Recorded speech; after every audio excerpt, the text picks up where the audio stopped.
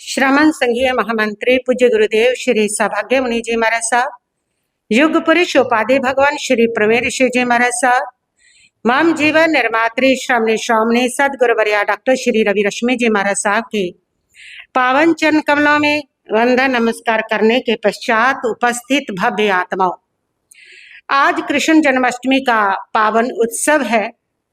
ये जीवन का मार्गदर्शन है। श्री कृष्ण के जीवन की हर कथा हमें प्रेरणा देती है। श्री कृष्ण एक ऐसे महापुरुष है जिनका हंसते हंसते जन्म हुआ, हंसते हंसते जो जिए और हंसते हंसते इस दुनिया से विदा लेंगे। जबकि आज हर व्यक्ति रोते रोते जन्मता है, रोते रोते जीता है और रोते रोते ही मर जाता है। लेकिन श्री कृष्ण ने पूरे विश्व को ये संदेश दिया कि जीवन हंसते हंसते जियो, जीवन को बोझ मत बनाओ, जीवन किसी खेल की तरह से, किसी नृत्य की तरह से जियो। इसीलिए श्री कृष्ण जी महाराज सबसे प्रिय रहे हैं। श्री कृष्ण जी महाराज की जन्माष्टमी इसीलिए धूमधाम से मनाई जाती है क्योंकि उन्होंने जीवन को हंसते हंसते जीना सिखाया। श्री कृष्ण केवल मुरली वाले ग्वाल बाल ही नहीं थे, वह दुनिया के सबसे पहले सबसे बड़े लाइफ कोच थे। उनके जीवन के 3 फंडे थे। वो 3 फंडे अगर आज हम अपना ले तो जीवन हंसते हंसते बीत सकता है। जीवन किसी खेल की तरह से होगा और जीवन किसी संगीत की तरह से होगा। उनका पहला फंडा था स्ट्रेस मैनेजमेंट, जेल में भी मुस्कुराना। श्री कृष्ण जी महाराज का जन्म जेल में होता है, जिस समय चारों तरफ पहरेदार है, हथकड़ियां है, अंधकार है और ऐसी स्थितियों में जन्म लेकर के उन्होंने दुनिया को ये संदेश दिया, स्थितियां कितनी भी कठिन हो, अपने चेहरे की मुस्कान कभी मत खोना। और उसके बाद जन्म के बाद वो गोकुल पहुंचे।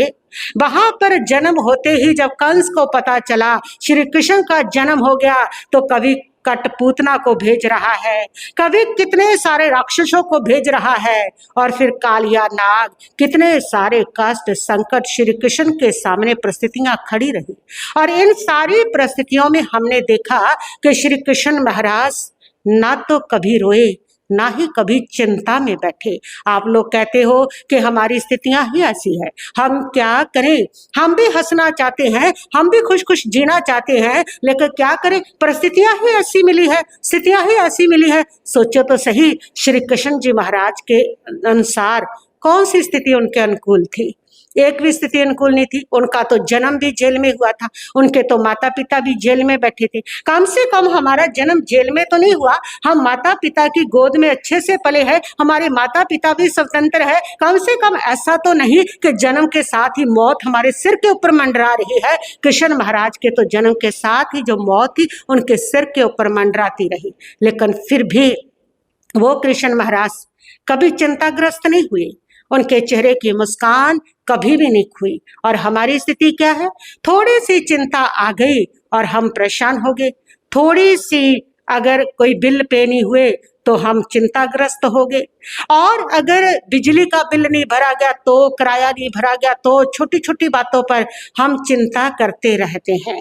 बस छोटी सी बात हमारे लिए चिंता का कारण बन जाया करती है।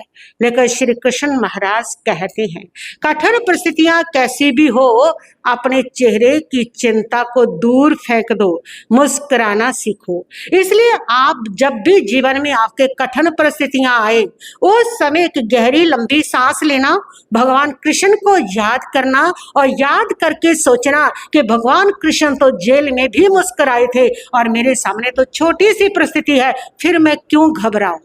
और दूसरा उनके जीवन का फंडा था रिलेशनशिप स्किल, सच्चे प्रेम, लेकिन किसी के मोह में नहीं फंसना। राधा से लेकर के सुदामा तक उन्होंने सबसे प्रेम किया, पर किसी के भी मोह में, अटैचमेंट में वो उलझे नहीं। मोह से वो ऊपर रहे, क्योंकि मोह में दुख है, मोह में संकीर्णता है, मोह में संकुचन है, लेकिन प्रेम में विस्तार है, प्रेम में विकास है। मोह में सब लेना ही लेना है, मोह में डिमांड है, लेकिन प्रेम में देना ही देना है। प्रेम में कोई डिमांड नहीं हुआ करती। आज आपके रिश्तों में जितनी डिमांड है वो सारी मोह की वजह से है। प्रेम जहाँ है वहाँ कोई डिमांड नहीं, कोई माँ नहीं चाहेगी, डिमांड नहीं करेगी कि बेटे मेरी बुढ़ापे में सेवा करें। कोई जो पति पत्नी है एक दूसरे से अपेक्षा नहीं रखेंगे अगर सच्चा प्रेम है। लेकिन अगर मोह है तब एक दूसरे से बहुत उम्मीदें होंगी, इसको मेरी केयर करनी चाहिए, इनका ये फर्ज है, ये करे, वो तब होता है जब मोह होता है। इसीलिए भगवान कृष्ण को किसी रिश्ते से कोई शिकायत नहीं रही, क्योंकि उन्होंने सबको प्रेम दिया, सबको प्रेम दिया। मोह में वो कभी फंसे ही नहीं, मोह से तो एक मिनट में अलग हो गए। यही कारण था कि उनको किसी भी रिश्ते को मैनेज करने में दिक्कत नहीं थी। वो किसी भी रिश्ते को छोड़ करके चले गए, उसके बाद उसको भूले भी नहीं, सारी जिंदगी निभाया, लेकिन उस रिश्ते के लिए कभी रोए भी नहीं।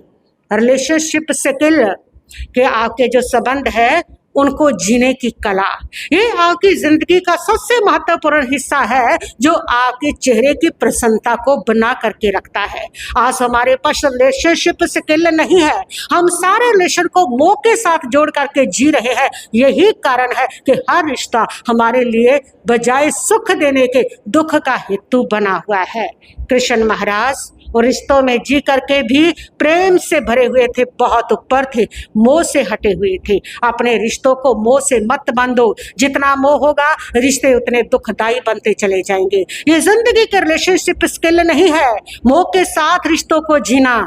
रिलेशनशिप स्किल यही है मोह को हटा करके सिर्फ प्रेम के साथ जीना।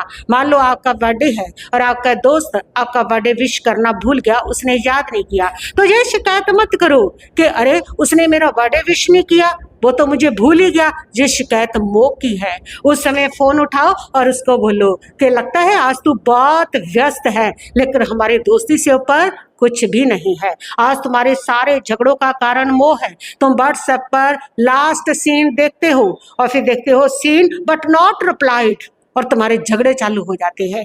तुम्हारे रिश्तों में जब तुम्हारी उम्मीदें टूटती हैं तो तुम्हारे झगड़े चालू हो जाते हैं। ये सारे रिश्तों के झगड़े इसलिए है कि उन रिश्तों के साथ मोह जुड़ा है, प्रेम नहीं है। जहाँ प्रेम है वहाँ मोह नहीं हुआ करता है। जहाँ प्रेम है वहाँ विकास है। जहाँ प्रेम है वहाँ कोई झगड़ा नहीं है, वहाँ कोई दुख नहीं है। और यही जिंदगी का रिलेशनशिप स्किल है। सिर्फ प्रेम से जियो, मोह से ऊपर उठो, मोह से मत बंधो, मोह को मत पालो अपने रिलेशन में। तीसरी है लीडरशिप। भगवान कृष्ण की लीडरशिप। उन्होंने महाभारत का युद्ध जब लड़ा ना, उस समय साफ साफ अर्जुन को कह दिया था इस युद्ध में मैं तलवार नहीं उठाऊंगा, इस युद्ध को मैं नहीं लड़ूंगा, इस युद्ध को तुम्हें ही लड़ना होगा। और वो महाभारत के युद्ध में लड़े भी नहीं, अर्जुन लड़े। उन्होंने अर्जुन के रथ को चलाया, उसका संचालन किया, उन्होंने अर्जुन के रथ के साथ साथ उसका मार्गदर्शन भी किया, उनको उनकी शक्ति का एहसास भी कराया, उनकी क्षमता का एहसास भी कराया। लेकिन वो युद्ध उनके मार्गदर्शन में जय विजय को प्राप्त हुआ। ये उनकी लीडरशिप थी। यानी कि आपकी जो लीडरशिप है वो ये कहती है कि बजाय आप खुद सारे काम करो, उसकी बजाय जो आपकी टीम है जिसके आप लीडर हो उसको उसकी क्षमता का एहसास कराओ कि आप भी जैसे लीडर हो। अपने परिवार में जो बुजुर्ग है वो परिवार को लीड करते हैं, समाज में आप उसको लीड करते हैं, किसी ऑफिस में आपके नीचे जो जूनियर काम करते हैं आप उसके लीडर हो, और जो भी आप किसी दोस्तों में बड़े हो उसके भी लीडर हो। यहाँ पर भी आप प्रमुख हो तो आप लीड कर रहे हो अपनी टीम को। और अगर आपकी टीम काम करने में सफल हो रही है उस समय श्री कृष्ण की लीडरशिप कहती है कि उसको डांटो मत, उसकी ताकत उसको याद करवाओ, उसको इंस्पायर करो, तुम कर सकते हो, तुम कर सकते हो। और जैसे तुम उसकी क्षमता का एहसास कराओगे तो कृष्ण की लीडरशिप कहती है यही सच्ची लीडरशिप है। और ये कृष्ण के 3 फंडे थे जीवन के। इन 3 फंडों को अगर हम अपनी लाइफ में उतार लें, सबसे पहला स्ट्रेस मैनेजमेंट, कैसी भी कठिन परिस्थिति हो तब भी मुस्कुराओ। दूसरा है रिलेशनशिप स्किल, यानी कि अपने रिश्तों में प्रेम से बंधो, मोह मत पालो। तीसरा जो फंडा है वो है लीडरशिप, यानी अपनी टीम की क्षमता का उसको एहसास कराओ, उसकी शक्ति उसको याद करवाओ, तो आप एक कामयाब लीडर होंगे। आपकी लीडरशिप बिल्कुल उन्नति पर होगी, कामयाबी को हासिल करेगी। ये 3 फंडे अगर आप अपने जीवन में उतार लेते हो तो फिर आपको कभी भी ना तो अपने ऑफिस में टेंशन होगी, ना ही आपके घर में कोई झगड़ा होगा, ना ही व्हाट्सएप पर किसी भी प्रकार का कोई भी ड्रामा होगा, क्योंकि आप अपने जीवन के, अपनी लाइफ कोर्स के एक महान कप्तान होंगे और फिर पूरे दुनिया को हिला सकते हो। ये 3 फंडे आपके जीवन में होने चाहिए। बस इतना ही कहती हुई मैं अपने वक्तव्य को यहीं पर स्थगित करती हूँ। ओम शांति शांति शांति भवतु।